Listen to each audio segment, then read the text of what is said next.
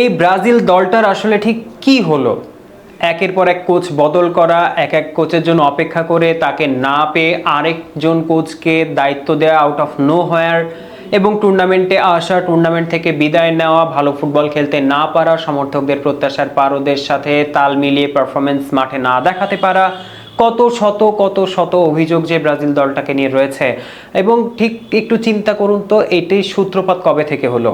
সূত্রপাত কিন্তু গত বছরে ওই যে বিশ্বকাপ বাছাই পর্বে ব্রাজিল বনাম উরুগুয়ের মধ্যকার ম্যাচে নেইমার যখন মাঠ ছাড়লেন ইনজুরি নিয়ে, নেইমার যখন খেলতে পারলেন না ইনজুরির কারণে, ঠিক তারপর থেকে কিন্তু এই যে ব্রাজিলের অধঃপতনের শুরু হয়েছে। এর আগে ঠিক বলতে পারেন যে ব্রাজিল দলটা মাঠে নামছে এবং প্রতিপক্ষ কোনো ধরনের মানে ভয় পাচ্ছে না, ভীতি নেই, কোনো ধরনের একেবারে একপেশে ম্যাচের একটা মানে আমি তো প্রেডিকশন বা মানে এক বাক্যে বলেই দিয়েছিলাম ভিডিওতে যে কোয়ার্টার ফাইনালে বিদায় নেবে হচ্ছে ব্রাজিল উরুগুয়ের বিপক্ষে। এইভাবে বলার স্পর্ধা আসলে আমরা কিভাবে পেলাম? ওই ম্যাচের পর থেকেই নেইমার যখনই মানে চলে গেলেন, নেইমার যখন দাঁড়াতে পারলেন না, তারপর থেকে কিন্তু দাঁড়াতে পারছে না আর ব্রাজিল খুঁড়িয়ে খুঁড়িয়ে চলছে। দরিভাল জুনিয়র, তার কাঁধে এখন রয়েছে ভার, এবং এই ৬২ বছর বয়সী কোচ, তার যে উপরে দায়িত্ব ছিল ব্রাজিল দলটাকে কোপা আমেরিকার মানে সন্তোষজনক একটা রেজাল্ট এনে দেয়, তিনি সেটি পারেননি। তবে ব্রাজিলে যে ফুটবল ফেডারেশন রয়েছে তারা এই দরিভাল জুনিয়রের উপরেই কিন্তু ভরসাটা আসলে রাখছেন এই ২০২৬ বিশ্বকাপ পর্যন্ত অন্তত পক্ষে। তবে নেইমারের এখন ঠিক কি অবস্থা? নেইমার কবে ফিরবেন? নেইমার মানে রিভালদো একটা কথা বলেছিলেন যে আপনারা মানে এই যে ভিনিসিয়াস জুনিয়রকে দেখান, ভিনিসিয়াস জুনিয়র ব্রাজিল দলটাকে হেল্প করতে পারে, তবে ভিনিসিয়াস জুনিয়র এই ব্রাজিল দলটাকে ক্যারি করতে পারেন না। কথার সাথে আমি শতভাগ একমত। ভিনিসিয়াস জুনিয়র এই ব্রাজিল দলটাকে ক্যারি করতে পারে না। যদি এই ব্রাজিল দলটাকে কেউ ক্যারি করতে পারেন সেটা আর কেউ নন, সেটা হচ্ছে নেইমার। এবং এই নেইমার ইউরোপ ছেড়ে এখন সৌদিতে খেলছেন, তবুও তিনি বিশ্বের অন্যতম বড় তারকা এই মুহূর্তে রয়েছেন। এবং গত ২০২২ বিশ্বকাপেও তিনি কিন্তু ব্রাজিল দলটার স্ট্যান্ড আউট পারফর্মার ছিলেন। এবং ঠিক সেই কারণে ব্রাজিল দলটার বর্তমান যে অবস্থা, সেই প্রেক্ষাপটে দাঁড়িয়ে নেইমারকে ব্রাজিল দলে প্রচুর প্রয়োজন। তবে এর মধ্যে আরেকটা বিষয় ডালপালা গজাচ্ছে। ব্রাজিলের কোচ দরিভাল জুনিয়রের সাথে নেইমারের সম্পর্কটার শুরুর দিকটা আসলে ওইভাবে ভালো ছিল না। কেন জানেন?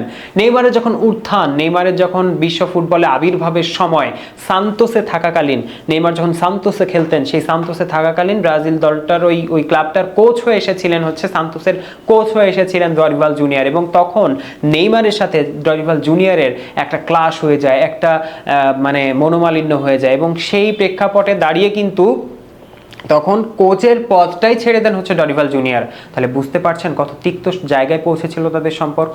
তবে এত বছর পরে, প্রায় এক যুগেরও বেশি সময় পরে এসে এখন যে আবার ব্রাজিল দলটার দায়িত্ব নিয়েছেন দরিভাল জুনিয়র, তিনি নেইমারকে কি ফেরাবেন আদেও ২০২৬ বিশ্বকাপ পর্যন্ত? তার উপরে যে ব্রাজিল দলটার ফেডারেশন তারা ভরসা রাখছে, তাহলে নেইমারের উপরে কি ভরসা রাখবেন এই যে দরিভাল জুনিয়র?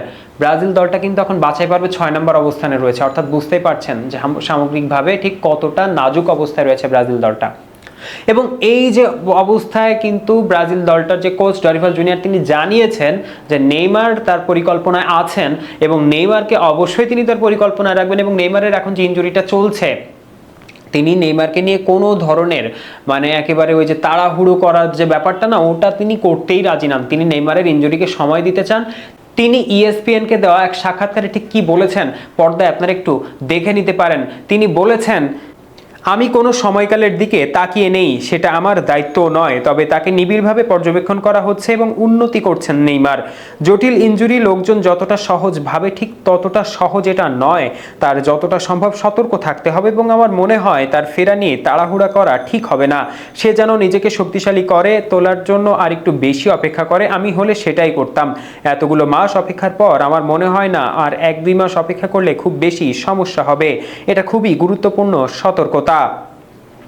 আগামী সেপ্টেম্বরে ব্রাজিল ২টি ম্যাচ খেলবে, প্রীতি ম্যাচ খেলবে। একটা তার মধ্যে ইকুয়েডরের বিপক্ষে, আর একটা যে প্রতিপক্ষ সেটাও শক্তিশালী প্রতিপক্ষ। তো সামগ্রিকভাবে এই মুহূর্তে নেইমারের কিন্তু আসলে ব্যাপকভাবে প্রয়োজন। ওই যে স্কোয়াডের যে ডেপথটা, ব্রাজিল কিন্তু এখন একটা ট্রানজিশনাল পিরিয়ডের মধ্যে দিয়ে যাচ্ছেন, ওইভাবে কেউ দায়িত্ব আসলে নিতে পারছেন না। এবং আপনারা যদি দেখে থাকেন তাহলে দেখবেন যে ওই যে বিশ্বকাপের সময় পেনাল্টি শুটআউট থেকে বিদায় নেওয়া, এবার কোপা আমেরিকাতেও পেনাল্টি শুটআউট থেকে বিদায় নেওয়া, এবং সামগ্রিকভাবে এই যে সিনারিওটা, ব্রাজিল দলটার মনোবল এখন পড়তির দিকে। ব্রাজিল দলটায় এখন একজন আসলে নেতার প্রয়োজন, যে নেতা বলবেন যে আমার কাঁধে পা রেখে সামনে যত পাহাড় আছে, সামনে যত প্রতিবন্ধকতা আছে সবটাকে ডিঙিয়ে তোমরা চলে যাও অপর প্রান্তে, নিয়ে এসো সোনালী অতীত ফিরিয়ে, এমন একজন নেতার কিন্তু এখন প্রয়োজন ব্রাজিল দলটায়। তো সামগ্রিকভাবে আমরা যেটি বলতে চাইবো যে নেইমার ফিরে আসবেন হয়তো এই বছরের দিকে, এই বছরের শেষের দিকে নেইমার খেলতে পারেন। এই হচ্ছে নেইমারের ফিরে আসা নিয়ে সবশেষ আপডেট, এবং ব্রাজিল দলটার যে বর্তমান অবস্থা তার পিছনে কারণ বলে কি বলে আপনি মনে করছেন কমেন্ট বক্সে লিখে জানাতে ভুলবেন না। তখন সাথে থাকবার জন্য অসংখ্য ধন্যবাদ।